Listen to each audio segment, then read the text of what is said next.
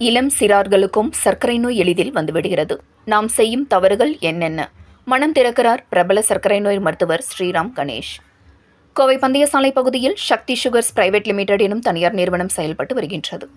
இங்கு பணியாற்றும் சுமார் 200க்கும் மேற்பட்ட பணியாளர்களின் உடல் நலம், தற்போதைய வாழ்க்கை முறை, உணவு பழக்க வழக்கங்கள், சர்க்கரை நோய், உடல் பருமன் போன்ற விழிப்புணர்வு நிகழ்ச்சியை அந்நிறுவனம் ஏற்பாடு செய்திருந்தது. இந்த நிகழ்ச்சியில் சிறப்பு விருந்தினராக கலந்து கொண்ட கோவை சிங்காநல்லூர் பகுதியில் செயல்பட்டு வரும் விஜிஎம் மருத்துவமனையின் மருத்துவரும் சர்க்கரை நோய் நிபுணருமான மருத்துவர் ஸ்ரீராம் கணேஷ் அனைவரது மத்தியிலும் இன்றைய வாழ்க்கை முறை குறித்து விளக்க உரையாற்றினார். அப்போது பேசிய மருத்துவர் கூறியதாவது: அன்றைய காலகட்டத்தில் பணக்காரர்களின் நோய் என்றழைக்கப்படும் சர்க்கரை நோய் இன்று அனைவரிடமும் காணப்படுகின்றது. இதற்கு முக்கிய காரணம் உணவு பழக்க வழக்கங்கள் தான் என கூறியவர், குறிப்பாக உணவுகளில் உள்ள கலோரிகளின் எண்ணிக்கையை கட்டுப்படுத்த உரிய உடல் இழைப்பு இல்லை என்பதுதான் இதில் முதல் காரணமாக உள்ளது.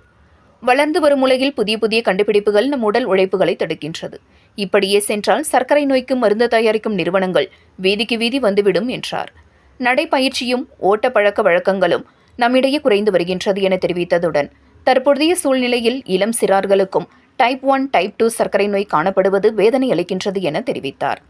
தொடர்ந்து பணியாளர்களின் கேள்விகளுக்கு பதிலளித்த அவர், உணவு பழக்க வழக்கங்களும் உடல் உழைப்பையும் ஊக்கப்படுத்தினார். இந்த நிகழ்ச்சியில் விஜிஎம் மருத்துவமனையின் விளம்பர பிரிவு நிர்வாகி பிரபு, ஏபிடி நிறுவனத்தின் மனிதவள நிர்வாகி கார்த்திகா உள்ளிட்ட பலர் கலந்து கொண்டனர் என்பது குறிப்பிடத்தக்கது.